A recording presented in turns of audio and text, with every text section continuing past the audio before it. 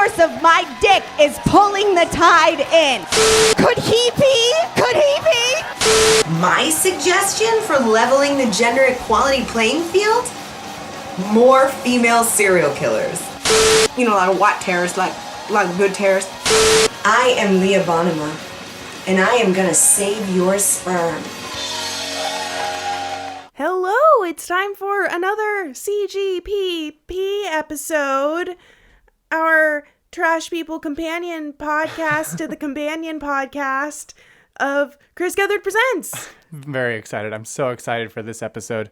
Very much so. This episode is the 9th hard read with Leah Bonnema, August 21st, 2019. 21st, not 21st. 21st. 21st. I'm really excited because we didn't just read this fucking book, The Last Victim. We fucking went through it with a fine-tooth comb, and then I went through each of the chapters, and I'm like, oh, but like, how do I both capture the flavor of Karen Robert's writing and also, like, you know, make it short? It's to the point that now anytime any reference to a ghost comes up, I immediately picture Garland and his firm body. And I'm just like, oh, right. Nope, it's always Garland. There are no other ghosts for me anymore. It is only Garland. Yeah. Let's just get into Leah Bonnema. We had a lot of fun looking through her stuff. She's very similar to us. I thought that she would be like, well, because she picked a romance novel. And I was like, oh, there's actually a lot of like sci-fi elements in this, enough to keep me interested. Yeah. Turns out she's actually just really into sci-fi. Yeah. And also didn't realize that she would be interested in romance novels. I'm like, oh, hey, you see me. Let's get into it. Her bio from her website. Leah Bonnema is a stand-up comic based in New York City. She has been featured on AXS TV's Gotham Comedy Live, IFC's Comedy Crib, True TV's Comedy Knockout, Elite Daily, Broadway Video's The Hinkle Factor with Michael Che, VH1's 100 Greatest series, V-Proud's You're Not Crazy, and is a regular on Sirius XM Radio. Huffington Post named her one of their favorite female comedians, and she was on the America Stands Up showcase at the International Glasgow Comedy Festival. Bonnema has had the honor of performing with the USO overseas, touring with Liz Winstead's Lady Parts Justice League, and has been featured in the New York Comedy Festival, the Women in Comedy Festival, Politicon, the Maine Comedy Festival, 360 Comedy Festival, the Piccolo Fringe, which I just assume is the comedy festival on Namek, the Laughing Skull Fest, the Charleston Comedy Festival, Bumbershoot, Afro Punk Fest, and at the Kennedy Center in Washington, D.C. for the District of Comedy Festival. I have a question. Yes. Liz Winstead, like Elizabeth Winstead? Liz Winstead, like one actress? of the creators of The Daily Show. Oh, so not the girl from that really good movie that we saw that is called Deprogrammed. What is that? Oh, Faults? Faults? That's Mary Elizabeth Winstead. Yeah, wow. It's not her, but okay. You're right. So her last name is Winstead. No, totally off. Great. Yeah, no, it's a different person. Liz Winstead was a co-creator of The Daily Show. And I wouldn't be surprised. Blogger and no, I wouldn't either. She seems like a cool lady. Yeah.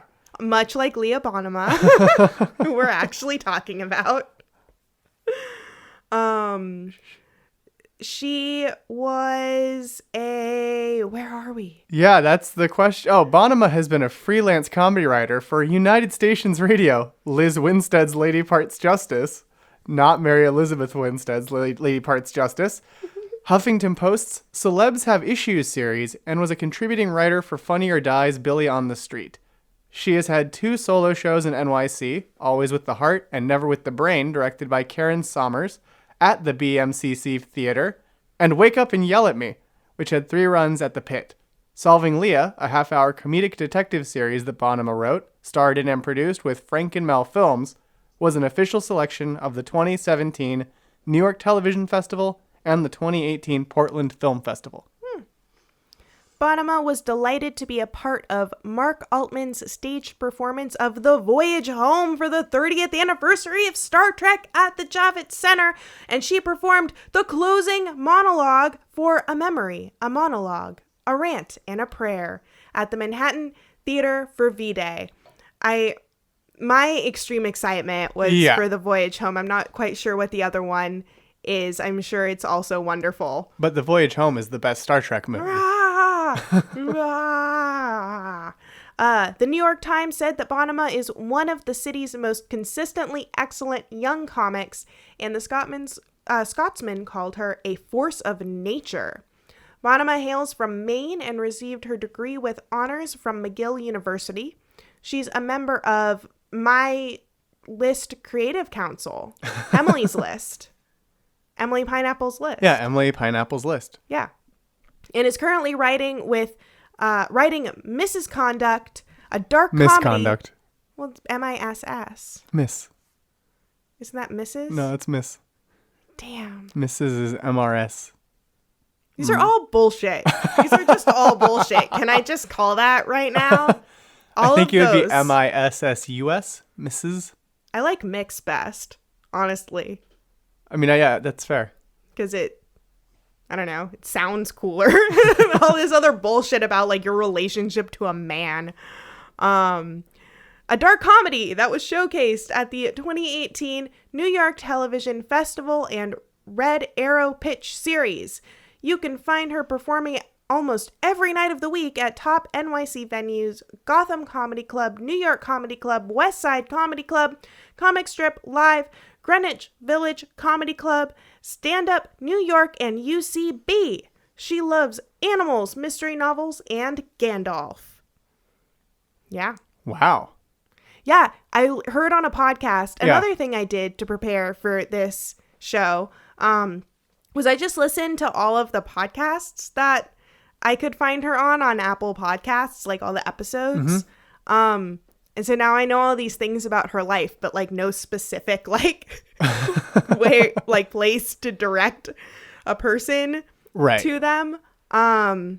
But yeah, her parents were potters. They made pottery up in Maine. Yes. They were self-employed. She started comedy in 2005, but in 2008, her mom was in a car accident and was in a coma for like, oh, wow. Yeah, a significant amount of time. So she and her partner, who is also a comedian, went up there and he slept on the hospital floor with her, which is adorable. They've been together for like 10 years. But yeah, when she got back to New York in 2010, she really had to rebuild her life. And of course, after experiencing such an intense trauma and then having to be a caretaker and all of that, I really enjoyed, especially on Crazy in Bed or Crazy and in Bed, which was a UCB comedy podcast from 2018, where she talked a lot about her mental health with the other ladies and how it's just really anxiety provoking and traumatizing, and how to, you know, be in New York while also having panic attacks all the time. That sounds very hard. Yeah. Yeah. Yeah. Like, not something. But yeah, which is really cool. She isn't currently married. She's in a common law marriage because, like, marriage just doesn't really mean anything to her personally. She's more excited about Star Wars, which I can relate to. Oh, yeah, I can definitely relate to that. Yeah. And she does stand up like 6 nights a week. That's so cool. Right? Yeah. She works super hard. She also goes to church like once a month, around that, at least as of whatever podcast I pulled that from. Yeah, she grew up like Protestant, but that kind of super liberal Protestant where they're like, Jesus said to do good things, so we'll do those things. She also has done a lot of work with what are they called now? Abortion Access Force? Yeah, now they're Abortion Access Force because they used to be Lady Parts Justice, which we mentioned in her bio. And Yeah, they changed their name to be more inclusive because not everyone... More accurate. Well, also more accurate, but Yeah. they said that they did it in part to be more inclusive. Well, it's also more accurate. It is also more accurate. That's a nice benefit. Yeah. And tons of stuff for women's rights, reproductive rights specifically, which is awesome. Very cool. She also did a lot of storytelling stuff earlier in her career before she was even a comedian. Oh, cool. A lot of live storytelling, which is super, super cool. And Misconduct, which we mentioned earlier, was nominated for Best Screenplay at the Women's Comedy Film Festival in Atlanta this year. So that's very exciting. Yeah, and she produces the show Comedy School Dropout, which is, quote, the show you attend when you want to see comedy in its natural habitat. The Serengeti. No. A popular workout room to see New York's top comics run their sets before taping for Conan or Jimmy Fallon. Comedy School Dropout is also the spot to see a Moth Slam winner share their story. Moth is a storytelling show. Yeah, it's not a It's like moth. it's a giant moth. It's a giant moth that won a flies trophy that... from window to window in New York. It's New York. So Yeah. it flies from window to window and it shares the stories of the previous person who told it. You have to tell the moth a story or it will eat you. And then it goes to the next person. It shares the story. You share a story. Yeah. I liked that it's also the place where you can see happy audience members showing off their freshly painted nails. That was my favorite part of the description. That's pretty great. And then some of Leah's selected frequent collaborators include Negin Farsad, who hosts Fake the Nation, which is a podcast that Leah is often on, which is a political comedy podcast. It's all of the comedy about politics, about the politics, about politics, I think is their description. We'll get to that later. But Negin also helps run Comedy School Dropout. She also does a lot with Kendra Cunningham, who is also works on Comedy School Dropout. Leah has appeared on her podcast, How's Your Mother? Kendra appeared in Leah's pilot, Solving Leah, as a doctor. It's very cute on the How's Your Mother podcast with them. I think they're just walking through the park, and they're like, can you imagine maybe a year from now, like, we'll be giving people orders, like, on a show, because they had just filmed her pilot. And I'm like, oh, they're going to be doing that next week. That's true. Chris Gethard presents. Yeah. And then, as we mentioned, Abortion Access Force, which was previously known as Lady Parts Justice. Abortion Access Force describes themselves as, quote, the first not safe for work, rapid response, reproductive rights messaging hub that uses comedy, culture, and digital media to sound an alarm about the terrifying erosion of access to reproductive rights. And Leah has worked with them on a bunch of videos, including Nebraska, which we'll talk about later, and I'm Just a Pill. Which is I'm Just a Bill, Yeah. The Schoolhouse Rock song. It's a really funny Schoolhouse Rock style parody to inform people about how Plan B is different from an abortion. Oh, yeah. It's yeah. The pill is Plan B. Yeah. And also don't they talk even about birth control pills, which are different from Plan B and also different from an abortion? I think so. I know that the pill wants you to use a condom. Because as cool as I am, you should still use a condom. It's really funny. It's a really funny video. Well, speaking of videos, let's get to our 15 favorite things. Yay! These are the 15 favorite things that we were able to dig up on Leah Bonnema from the things that we could get by searching her name followed by comedian in YouTube. And we really also are. Her name in Apple Podcasts. Yeah, we are very much subject to the whims of Google and Apple Podcasts. So, hey, please let our podcast continue, Apple and Google. Also, Google, please, do you think that they're already, censoring shit? Please don't. Oh, I just meant don't be take like down YouTube. China and oh, yeah. I meant, because they own YouTube. Fuck, if they take down YouTube, we can't do anything anymore. No. Then it's we can't even watch CGP, basically. No, we can watch it live. Vimeo owns live stream, so we can still watch that. But we can't rewatch it. We can't show our friends. No, we can't show people our our favorite episodes. Yeah. Like watching Klon over and over again. It's great. It's just great. So our 15 favorite things. The first one, which is also on her website, Schlepp, an Uber parody. This was really funny. Yeah, it's the only ride-sharing app that uses Jewish geography to get you where you need to go and always arrives on time 15 minutes late. Yeah, it's great. It's just Jewish mothers and grandmothers as the person who's driving you places and have you pick up their dry cleaning, just stop in. And it warmed my little Jewish heart. It reminded me of the many car rides I have taken with similar people. Oh. And she plays one of I think that she was also involved in writing it. She was one of the drivers. And despite looking super Jewish, I thought she was Jewish until I was listening to the podcast where she started talking about church shit.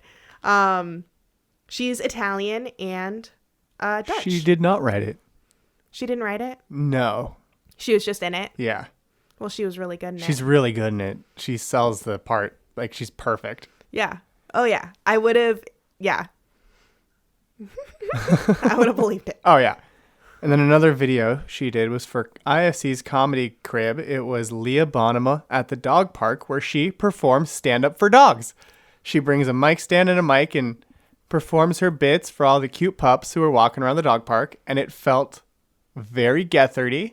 Super Gethard. Not only because of the episode of TCGS where the entire audience is dogs, but also just that notion of taking a comedy form and putting it in a context that isn't the context we're used to seeing it in. That also just felt very in the spirit of Gethard. Oh, yeah. Oh, yeah.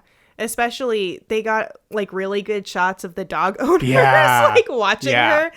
And it was definitely real because they're just confused and then laugh at her jokes because they're really funny. Yeah, it reminded me of some of Keith's sort of out on the street type of videos. And so it was really funny. And she said she's very willing to pander to the dogs, which I appreciated because they were so cute. They deserved to be pandered to. They were. She's really, really good at crowd work. Yeah, she's a master of crowd work. Oh my God, so good. Most of her videos online are stand-up. It's just stand-up from various clubs of various, varying audio, visual quality. And she is so good at crowd work. She's great. And she's great at dog work, too. Yeah. Yeah. But her joke, which is one that, she's various tags to and versions of that she does for the dogs, which I thought was great for the dogs, was when she wants to get hyped up for stuff, she'll watch porn. Oh, yeah. So that she can watch women fake enthusiasm. Learning how to fake enthusiasm. These women are at work. Have you ever seen anyone look that happy at work? And so if she wants to scrub her toilet, then she can dirty talk the toilet, which is something you would do with dogs. Scrub it, scrub it, scrub it. Who's a good boy? Scrub it. Which is, on stage, just straight dirty talk. But then when it's with the dogs, they're just oh, yay. Well, then having to play off of how the dogs react to it. Yeah. When the dogs don't have any idea how they're feeding into it, but still she manages to sell the dogs' reactions really well. Oh, yeah. Oh, yeah. It's we're walking away to go think about that. Okay. Yeah. Okay. That's a real thinker. I get that. I feel you. Love it. Our third video is her performing at the Gotham Comedy Club on AXS television. It's one of the best produced of her stand-up sets online. Where she again does the porn enthusiasm joke. It's such a good set. It's 11 minutes, I think. And it's really solid. She has an hour and a half at least of material. Oh, yeah. She has 2 hours of material because she said that on some podcast she was talking about how she went to a show and the headliner didn't show up. Or the opener and she was the headliner. Someone didn't show up. So she just did their set. She just did an hour and 20 minutes of stand-up. Yeah, I remember that podcast. Yeah. But there's some great stuff here that I think that she's going to touch on in this episode, where she's talking about her experience with 50 Shades of Grey, which she doesn't like despite not having read, because as an American, you have the right to have opinions without facts. I said that backwards.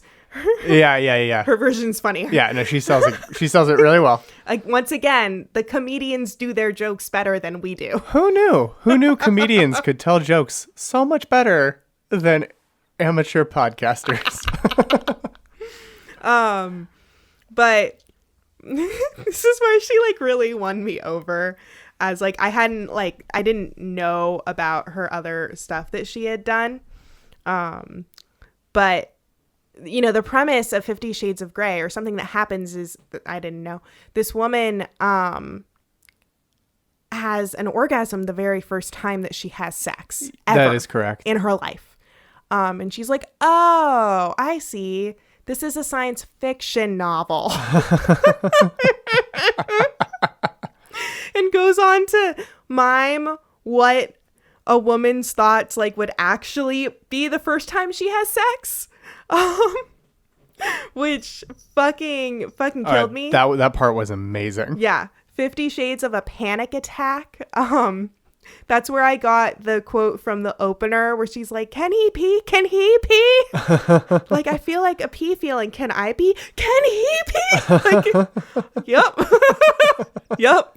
As a woman who had sex the first time one time, can confirm 100% valid all of the things that she said. Remembering at the end, she's like, this is great. I love sex. It's everything 50 Shades of Grey told me it would be. So the next part is what I related to. Number 4, which is Countdown to Star Wars: The Force Awakens, which is a series of videos where Leah counts down to the release of The Force Awakens and is just so excited. Yeah. That it like reminded me of how excited I was back then when Star Wars was coming back after forever. Yeah. She has a really good joke about Chewbacca in day 2 where she says, you know, he's got those bullets, but just like as an accessory because he never uses them. They're just there to let you know that he'll do it if he use them if he has to. It was just so palpable. Yeah. Her excitement is so palpable. They're each about like 30 seconds long. It's literally just her in different spots, like brushing her teeth with her little Obi-Wan Kenobi action figure, and like that was like an original Kenner Obi-Wan too. She has like the original 1977 toys that you got from the like early bird empty box you got for Christmas. Yeah. Like she said that Han Solo in some podcast that Han Solo was her favorite character. Yeah. Because she wanted to be Han Solo, which I super related to. He was always my favorite character because I wanted to be cool like him. Oh, yeah. And I really, like, bought into, like, you know, all that toxic masculinity. But, like, I wanted to be it. Yeah, you wanted a dog best friend that could ride in your car, your space car. And especially, she's like, like, in the rural landscapes of Maine and the White Mountains, which apparently everyone on the East Coast, like, knows what those are. But that's where she's from. She would like, you know, you don't have that many friends like me growing up in the rural areas of Marin County, just like running through the woods pretending that like Chewie was your friend. Yeah, that's exactly what I would do. That's super fair. I, on the other hand, was like, oh, even in a galaxy far, far away, I wouldn't be cool. I'd be Luke Skywalker, bullied by all my friends back home before I go have my adventures. To be bullied relentlessly by my new friends. To be bullied by my father when he cuts off my hand. But yeah, it's really good. She cries to her favorite scene from A New Hope. Which is when Han shows up. Yeah, well, it's when Han returns. Well, yeah, to save the day. So it's such a good to provide series. The assist. Yes. Yeah, and like be like friendship overall, but I'm too cool to like say that this is about friendship, but it's about friendship. It's about friendship and Chewbacca being my conscience. And you're like, are we really leaving? We're really leaving, Han. We're really leaving. Like, yes. Really though? We're leaving? You sure you want to leave? Yes. But what about friendship? Number 5, Solving Leah, which is her comedy pilot. It was co-starred TCGS. Very similar looking letters. That's fair. No, that's fair. Will Miles. But it was written and starring her. There's a couple of clips online where, one really great one where she is just freaking out in a coffee shop because the coffee shop guy is asking her, like, when she wants to have babies. And she's like, can I have 5 seconds of not thinking about that? When I love when she's like, what if I was like trying to have a baby and couldn't have a baby? Then that would be super inappropriate. Mm-hmm. I mean, it's already inappropriate, but it's a really good scene. And it makes me want to see the whole movie if it's ever available anywhere. I couldn't find it anywer for purchase or anything. Well, it's not a movie. It's no, I'm sorry. The whole episode. Pilot, I mean, I thank you for I mean the whole pilot, not the whole movie. Because I'd love to see the whole episode and see how it fits in with everything else. Mm-hmm. And Frank Conniff. Yes. From Mystery Science Theater 3000. He was TV's Frank, the sidekick for the evil Dr. Forrester. You can tell how often I've seen that. But yeah, he plays her dad. In the pilot. And then number 6 is stand-up comedy, IUDs, and vasectomies, which is a really funny stand-up clip that is a great example of just how great she is at crowd work, like we mentioned earlier. Someone asked her about it, actually, about her crowd work. In a podcast I was listening to. It was the one that had like the mullet in the Alamar. X-Ray. Yeah. X-Ray. She's really funny. She's another comedian. That was a really funny podcast. Lady who with a severe Southern accent, who's just adorable. I looked at her videos after that. But yeah, she was like, "How are you so good at crowd work?" And she's like, "Well, like, I usually work in things from my jokes. I'll just, instead of saying the whole joke, I'll just like use that as a setup to go into it." Which makes a lot of sense because I was like, wow, how is she that good and fast? But the thing is she is that good and fast. She has over an hour and 20 minutes of material and she's picking from all of that to talk to a person in the audience as if she's just responding to them. She went back, she heard, like, there were a couple, there was laughs and like shouting or whatever at a certain point. She was like, wait, and she was like, oh, let me address you. And I'm sorry, you said something? Oh, and what was it that you said? Like, after responding to the 3, it was as if she was the teacher in a class. Yeah, it really was.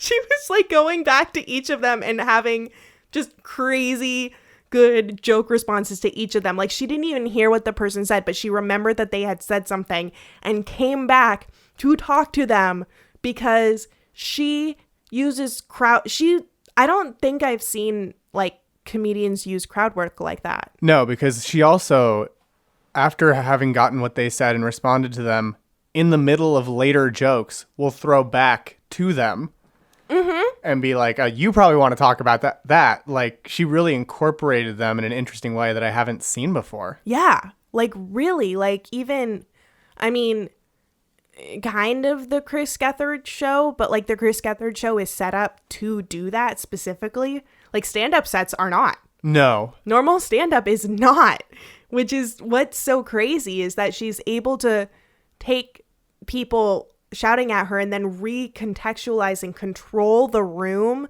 by creating oh my God. Well, I mean, I think that I can talk forever about how impressed I am. Yeah. And how much I want to be like. And I do want to add one more thing on that same note, because I think that I think as a New York comedian, that is an especially critical skill because you have so many tourists who don't even necessarily know that you shouldn't talk during a stand-up set. Because like if you go regularly, don't do it unless you're specifically talked to. Yeah. And even then, just like one word, like, yeah. Yeah. It's just like keep it as concise. Very concise and brief and supporting the joke. Yeah. Like look for their body language. Like when they move on, you shut the fuck up. And like the ones in this clip were very good at that. But I think as a New York comedian, that's an especially important skill. Mm-hmm. Oh, yeah. Oh, yeah. But But then the joke talks about IUDs and vasectomies, because when the guys had a Yeah. vasectomy in the audience, which is why she brought it, she's like, IUDs, they tell you that you're gonna have a cramp, and like, you know, you hear a couple of like ohs, and she's like, yeah, the three of you who also have an IUD. And I'm like, I feel you. Yeah. I also loved the joke about the male birth control study and why the men all left the study and it didn't happen. That made me so mad. It's I read really that funny. news I remember when article. it came out too. Yeah. Oh my God, that killed me. They stopped the study. It worked. It worked as well Yeah. as female birth control pills. They stopped because the men didn't like, literally, it's not even just mood swings. It was mood swings, bloating, weight gain, like just all of the things that they tell you when you're going on birth control as a woman. Like these things are going to happen to you. If it happens, we'll try a different pill, but like, you know, probably something's gonna happen, and you know, it's like a toss up. They shut down the study. Yeah, no, they shut down the study because the men were sad. Because it's like, it's comedically symmetrical to the symptoms that women get. Like you said, it's like if you were writing a sketch illustrating that we wouldn't put up with this if men got it, it's those symptoms, the ones you would choose to be like, this is the same thing, you get it? But like it actually was all the happened. same ones. It was actually just a real thing. And she points out just the hypocrisy of the stereotypes that are put on women. Yeah. Like, oh, we're moody. Oh, we're this. Oh, we're that. And it's like, yeah, because hormonal birth control. Her great thing was like, because I'm doing the birth control thing, I do nothing else for the relationship. Which I now think is so fair. Well, and then the dude being like, well, I mean, I guess I'd take it then. Yeah. If I could not be responsible for anything else, I guess I'd take it. Yeah. One of the guys from the audience says something like that, and she's like, oh, it's my great. God. Watch that video for sure. Yeah. It's straight up like this conversation. Yeah. Oh my God. Oh my God. 7. Small town girl moves to New York City, which is another stand-up clip about... This one has my favorite version of a classic joke that I hope we get to hear about and hear her expound upon, because she's really into serial killers, but she's into women serial killers. Oh, yeah, yeah. Why? I mean, I'm not telling this joke in any way of the way that she told it. This is much better. But like, why? Because like we need equality.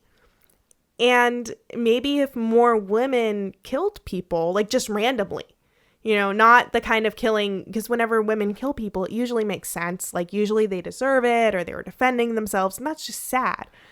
Women should just start killing motherfuckers. Yeah. Yeah. My favorite version of the tag to that, I think, my favorite tag to that joke is in this episode, or not this episode, this clip as well. Yeah.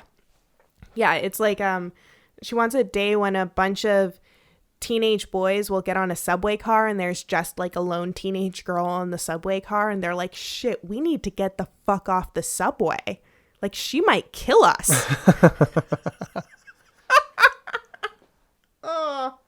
The next clip is Frozen in Carbonite, Save the Sperm, which is really funny, and definitely, this is one you should definitely watch because there's some very, very funny visual elements to it as well. Oh, yeah. And it's about how if you're opposed to abortion, you know, Or because if every you're egg is a gonna- baby. Yeah, if you're opposed to it because every egg's a baby. If you're opposed to birth control. Oh, sorry. Yes, if you're opposed to birth control because every egg is a baby. I clearly didn't watch I'm a pill correctly because I just equated them. Thank you for that correction. Jesus, she wrote you a song. She wrote me a song. Boris, she wrote you a goddamn song. I'm so sorry. I'm so sorry for not learning the lessons of I'm just a pill. It's Hopefully okay. I now have. Because at least she's here trying to save your sperm. Exactly. Which is what this video is all about. Yeah. Is saving the sperm, because Every sperm is a baby. if every sperm is a baby, that's pretty horrific. There's lots of sperms. Yeah. They're just wasted. That's where I got the final clip in the little intro, where her name is Leah Bonnema, and she's here to save your sperm. She's at a sperm bank, here to save your frozen in carbonite little babies. It's great. You gotta hear her do that. I want to see her. She has a number of videos in addition to the stand-up videos. It's sort of like person with a camera or with like a computer camera, her doing like bits that she's written, and they're really, really good. And we will get into one of the characters she's done that with a little later. But I really want to see like Keith Haskell on that. Oh, yeah. Right? Yeah. Like, I would want her to work with Keith. I think that they would be a really awesome team. Like, whereas, Human Fish, Love Band. Yeah, Love Band. Love Band. Like, I feel like her comedic stylings speak more like Keith to me than Love Band. Love Band's more like... Yeah, I can see that. Because she's a storyteller. Yeah. I think it is. She's a storyteller who uses the absurdism to like highlight things and bringing things. I mean, she started as a storyteller. Whereas like Love Band and Riley feel more like straight, like almost like impressionists. Like, yeah, no, I mean, I see what you mean. There's more of a lot of her stuff is more verbal stories. I mean, it's wonderful. That's where it comes from. That's the kind of comedian she is, rather than random, just like stuff. Also, probably because we haven't been able to see her stretch her wings in that way, which is why I'm advocating a fund be set up to pay her and Keith to make things. Because that's where the money that people are raising should be going. I mean, it should. I mean, yes. But she would probably be like, can we abortion access to the people? And that's why the money should go to her, because she'll be savvier about how to spend the money than using comedy, which I thought was really cool. She's a really savvy, like, political commentator. Yeah. And in all of the things that I've heard her talk about it, and a lot of it is just dealing with the trauma of fucking Donald Trump. And, like, listening to her and, like, other women talk about it was really nice for me. Yeah. Just, like, I was, like, listening to the, like, alone being, like, but how important comedy and storytelling and media can be and is in our current place in time and history towards creating social change. Yeah, I really like the activist bent to a lot of her comedy. Mm-hmm. It's really well done. It's really well done at that, because it makes the point clearly and is like legitimately hilarious and going for jokes just as hard as it's going for the activism. And I love that it's not sacrificing one for the other. Yeah. It's just going for both completely and nailing it. Yeah. She mentioned how, because she does travel like within the tri-state area quite a bit. And people were asking, like, how do you deal with that? Because people have all sorts of crazy ideas. Yeah. And she's like, it's, you know, one, it's nice because when people are coming to see her, like, they know what they're getting into, but also she kind of gets them in and laughing, like the things under the radar, before they realize what they're laughing at and about. And I think that that's such a powerful way to put ideas in people's heads. Yeah. No, I agree. I think that's one of the reasons comedy can be powerful, is because you can incept things. And I think that's what she's doing. I think that that's where, I think that that's one of the, like, small nodes of her comedy is.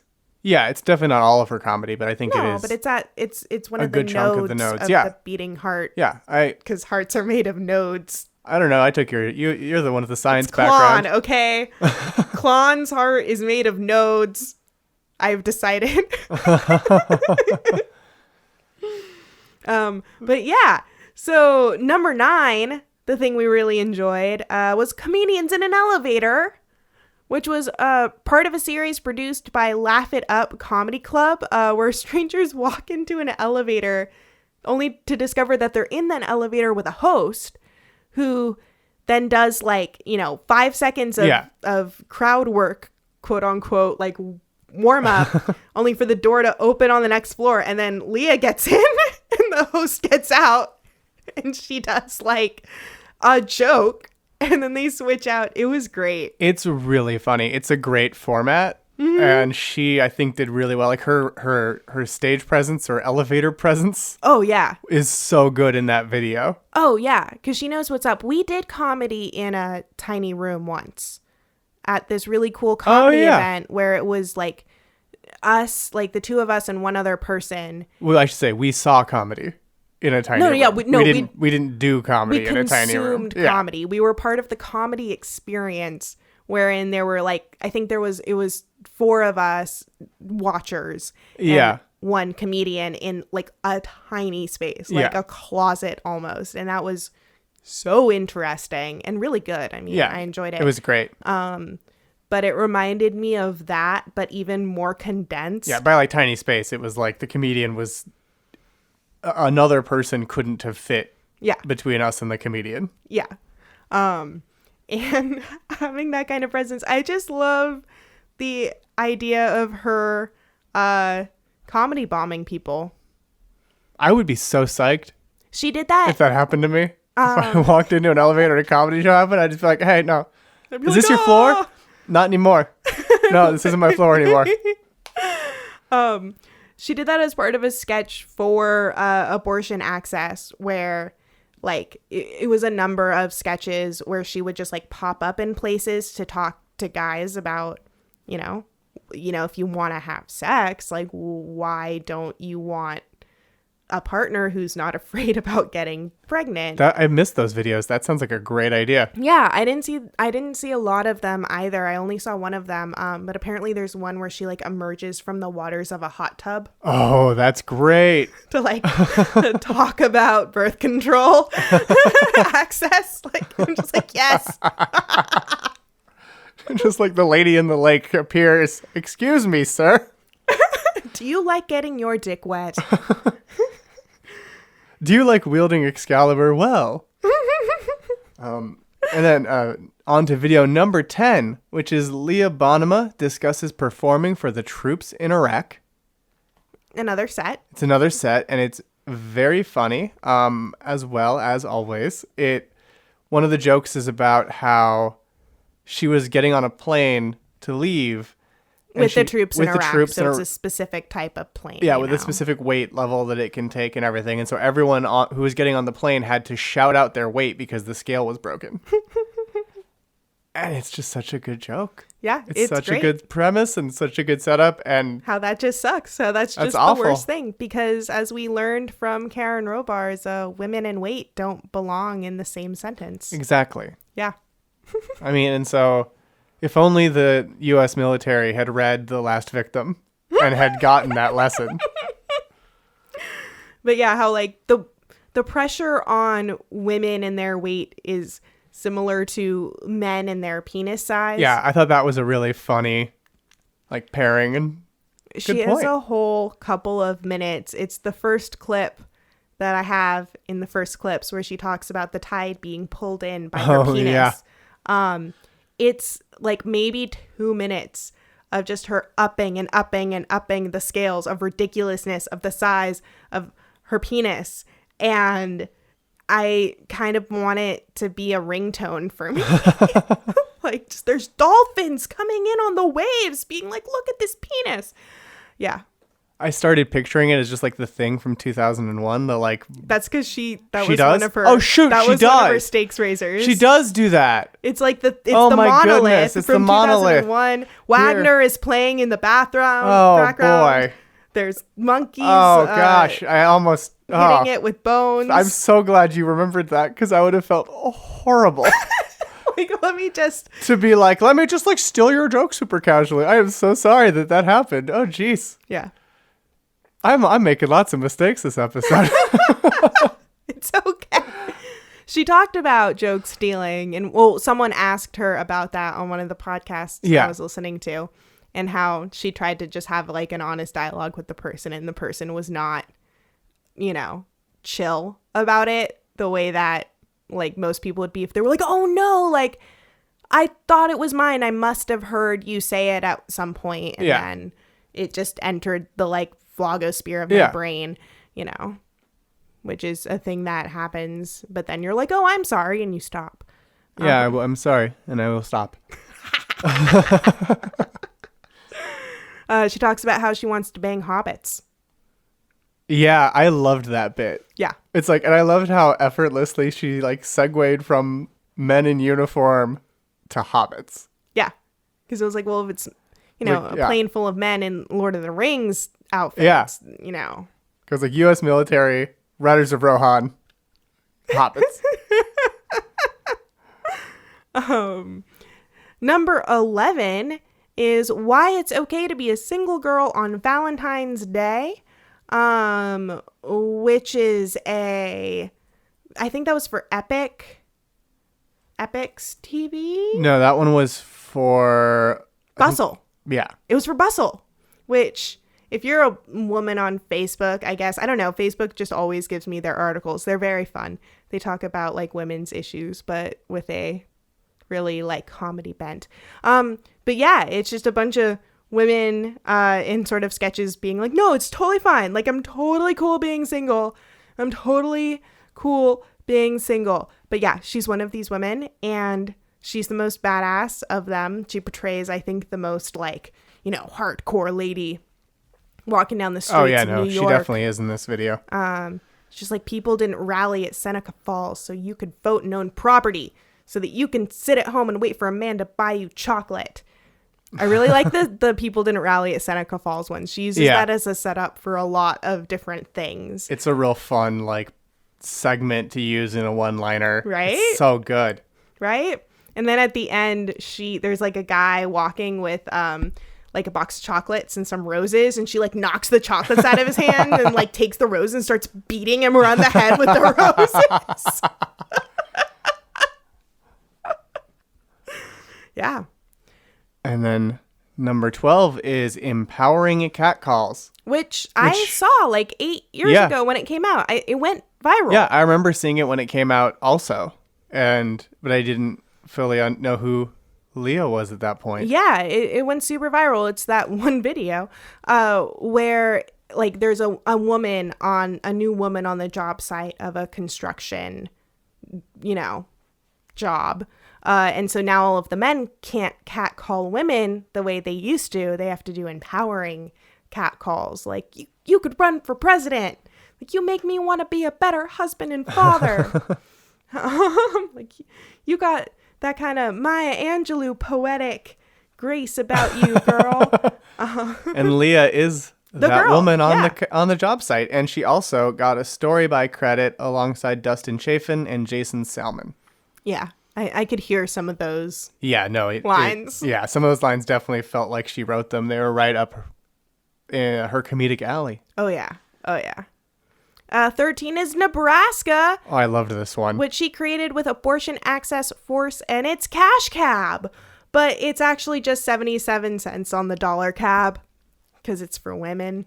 As a big fan of cash cab, I love that it's being used, that format is being used to spread very important knowledge now. But yeah, 3 passengers get in, including crazy ex-girlfriends Bella Lavelle, who played Heather. Yeah. Heather's like the cool neighbor on Crazy Ex-Girlfriend. And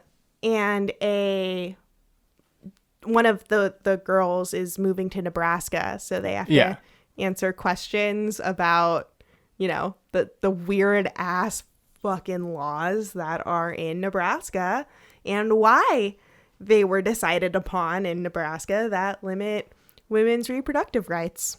Sometimes it's dreams. Sometimes it's dreams. Sometimes it is dreams. And then number 14 is Dolly Partisan, who's one of the characters that we brought up earlier, where it's sort of a character Leah plays vlogging. Mm-hmm. There's about 9 of these. Yeah. And it talks about issues like abortion, universal health care, and chloral bleaching, all very important. But some very funny quotes from Dolly Partisan are in the video about coral bleaching. She says, quote, "No, I will always love you no matter your butthole color. Cover." That one was one of my favorites. I'm personally, like, it's hard for me to consume political media. Yeah. Because, I don't know, it really shouldn't be. I'm like, from like one of the most privileged classes, etc. But I'm like, it makes me sad. But that one, like, totally killed me because she, like, kept being like, I just found out that anal bleaching is a thing. Yeah, that one was really good. And, like, kept going back to the anal bleaching. She's like, this isn't about anal bleaching. But did you know about anal bleaching? I also really liked the quote from the Universal Healthcare video where she says, find me in the Bible where Jesus said, oh, hey, Lazarus, I'd love to bring you back from the dead, but unfortunately your plan is out of network. Oh, not in there? Yeah. Yeah. And I loved that one because it was such a good critique of the whole use of scripture in healthcare debates. Mm-hmm. And then also a form of her bit about how women need to start killing people appears in this series. Mm-hmm. And it's also just amazing and a killer as always. So check out Dolly Parton, especially if you have a familiarity with Dolly Parton, because that definitely is part of why I loved it so much. You know what I want super duper bad? What? I want Dr. Charlotte Stone from The Last Victim. Because we know that perhaps Garland, the serial killer ghost, was not really a serial killer. Like, perhaps he was innocent of that crime. But what if Dr. Charlotte Stone takes all of the fucking womanizing brought on her by Bartoli, etc., and starts killing people? Oh, She becomes a serial killer. I would love that fanfic, and then Garland can coach her on how to, like, on the mistakes he made that got him caught. Mm-hmm. I'm here for it. I'm here for that. I think that would be some great Karen Robards verse fanfic in the Robards literary universe. But number 15, our last video that we will highlight about Leah Bonnema is about losing her temper in public in New York. Another stand-up set where, again, she's talking about adjusting after moving from rural Maine and how, like, it's really weird in a rural place and San Francisco, apparently, to, like, be angry at a stranger in public. And yeah, it's a whole story. I'm sure that she has told this story on a storytelling show, and I kind of want to hear, like, a full just, like, storytelling show version of it. Yeah, that would be really cool. That would freaking kill. But yeah, it's a story of a crazy dude who antagonized her on just, like, a crazy guy, antagonizing her about having big feet on the subway, and how at a certain point, like, when she turns around to yell at him, like, sheets of water start falling out of her eyes, like, it's just backed up liquid violence.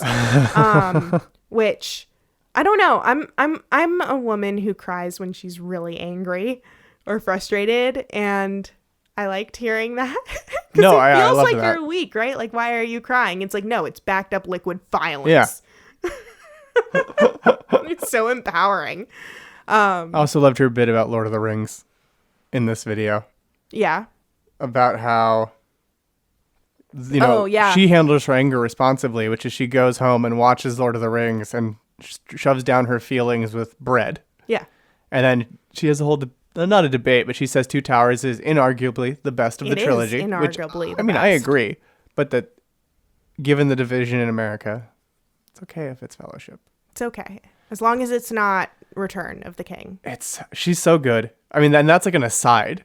Yeah. And that still killed me, and has stuck with me as something that I think I'll think about for quite a long time whenever I think about the Lord of the Rings trilogy. I honestly, like, if I'm feeling really sad, like, since I was a child, like, or like feeling really sick or really angry or something, we'll just watch the Lord of the Rings trilogy. I mean, that's me with back to back to back. That's me with Star Wars and the Gethard Show. Like, when I'm, like, really down, I do love just putting on an episode of TCGS and watching it, not for the show and not doing notes or anything, but just sitting down and watching it. It's such a great...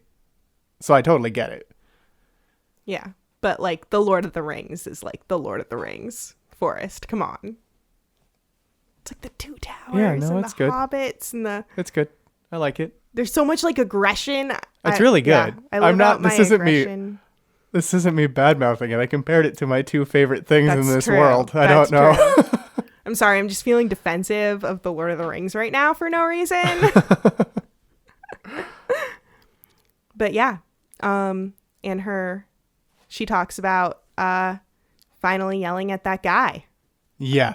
Yeah, pretending that she's, jacking off her giant dick. Yeah, no, it's a great video and you should definitely watch it. And there's a whole bit about how in a long-term relationship you start to love different things about your partner. Mm-hmm. Like the little pee spot, apparently, that happens on her boyfriend's pants after he pees, because men pee after they pee. Yeah. Yeah. Apparently. I don't know. No, yeah, that's a thing. That's definitely a thing. Okay. And then some special mentions are, as we mentioned earlier, Leah frequently appears on Fake the Nation, which is an Earwolf podcast hosted by Nagin Farsad. And Fake the Nation is all the comedy about politics without any of the politics about politics. Oh, you were right. I was right. Yes. And we listened to a chunk of the Mueller one, and it was very funny. It was, and Leah was great on it, but it was also nice seeing her with other political comedians who were also very good. And also And a candidate for Congress, which was interesting. Yeah. But definitely check those out if you want to hear political comedy. Mm-hmm. And then also that Leah and Nagin also were on Chris Gethard Presents already on episode 2, which was the Fetch/the Talk. Oh my gosh, no, she's already worked with Keith. Yeah. Keith. Yeah. Yeah. I don't know what your time looks like, buddy. Yeah. But I nominate you to both work together to make some cool videos. I didn't want to say it because I wanted this big reveal at the end, but... Oh, I forgot. They worked together, and then they're on the panel while Keith is talking to is trying to get the talk from his dad as an adult because he never had it when he was younger. They're on the panel and give some very good analysis of how it's going. There's also I'm Just a Pill, which is the Schoolhouse Rock style parody about the difference between abortion and Plan B pills. Which I need to rewatch again, apparently. And then an upcoming show where you can go see Leah if you live in New York City is at Comedy School Dropout, which is every first Thursday of the month at 8:30 p.m. in the back room of New York City's Beauty Bar. And the next show is Thursday, September 5th. I didn't know Beauty Bar was a chain. Yeah. Because we have one here, and I was like, oh, what a charming, small, local bar. I mean, it is, very charming and small. And it is technically local, since it is in San Francisco. Technically, all of their locations are local.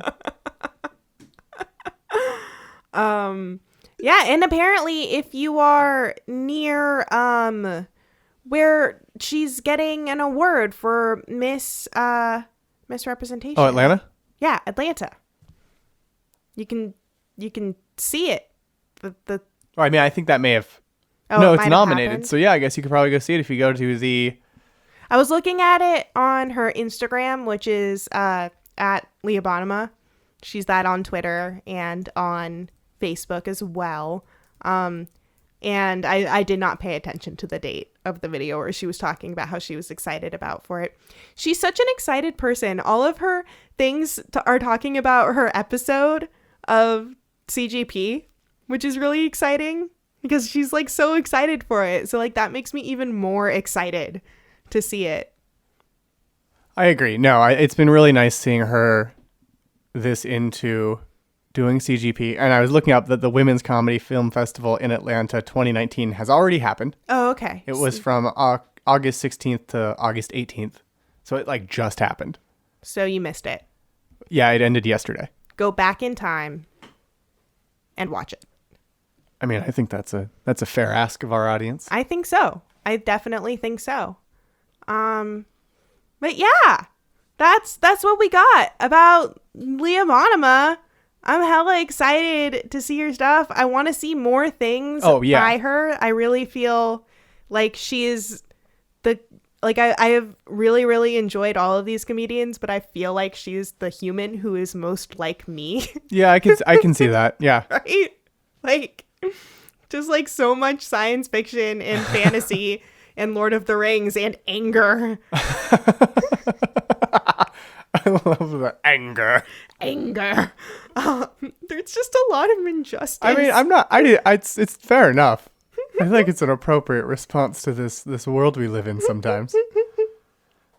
Yeah, I'm really excited. Oh, what do you think is going to happen? I mean, we know that it's going to be like a book discussion with like other awesome comedians. I know that her one special collaborator. Yes, Kendra Cunningham is Kendra going to be Cunningham. on it. Isn't Aparna Nancharla going to be on it too? Yeah, no, Aparna is going to be on it. I'm sorry, I'm trying to look up the whole list and having a little bit of trouble. Well, I'll tell you what I predict. Yeah, tell me what. Well, no, I mean, I can tell you what I predict first. Okay, what do you predict? I predict we're going to meet those experts on sexual attraction, the French. And they're going to finally be able to truly describe in detail Garland's unmistakably male body down to the finest distinction. Mm-hmm. And so that's what I think. I think we're going to really finally take advantage of their expertise. Cool. I think it's going to be Ghost Dick. Well, our descriptions kind of overlap this week, actually, because that'll Ghost definitely factor Dick. into their description. Dick. Dicks? Dicks. Will the dicks be in the dark? No, they will be Okay. ghost dicks. At least it won't be a new low. No, it will not. It will be ghostly dicks. Only some people will be able to see them, and only some of them will be able to see other people because, like, most ghosts can't see people, and only some people can see ghosts, you know? Only some people, yes. Not everyone can see ghosts. So only some people will be able to see the ghost dicks this episode. Only some people. Yeah. What will everyone else see? Just nothing? Just an empty space? There will be human dicks. Human dicks. Yeah, Okay, so there'll living be human dicks. living human dicks and ghost dicks on the very same episode. What a crossover. What a powerful episode of television. Perhaps serial killer dicks. Well, that we'll have to wait till book 4 to find out for sure if it's a serial killer dick or not. So, the people who are tagged as appearing on this episode are Charles McBee, Kendra Cunningham, Corinne Fisher, Kenise Mobley, and Aparna Nancharla. Awesome. So I'm so excited. They're for going to this commentate panel. the dicks. Yeah. I don't think Yeah. I've ever wanted to hear from people commentating dicks before, as I have wanted from that panel.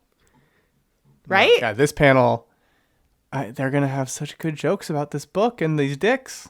Yep. So yeah, everybody check it out. It's going to be really awesome. And we'll see you in the... we wanted to also- shout out Jean Soliner. I was about to say Solomon again. I got really nervous. Like all of a sudden, I'm like, oh my God, it's going to come out. Yeah, she liked our episode about Riley. We think that's his mom. Yeah, so thank you so much and hi. Hi. And, oh my gosh, you found out about our episode. That's so cool. That's is so really cool. I hope that's Riley's mom. And because that means because we also met Messenger Bag's mom. Oh, that's true. Yeah. At Yeah. the TCGS activation events that True TV did in San Francisco. Yeah. Where we went so often, we got the sign they used to advertise it. Yeah. And she was there. And it just warmed my heart a lot. Yeah, it was so cool. Just like, oh, mom's supporting their kids. Very cute. Very sweet. And then also, because next week of CGP is going to be the CGP complaint box, we're going to take a week off because Yes. there's not a host to profile. Because as far as we know, they haven't announced a host to profile. If they announce someone's going to host it, we'll talk about them. But if they don't, we're taking the week off. Yeah. Yeah.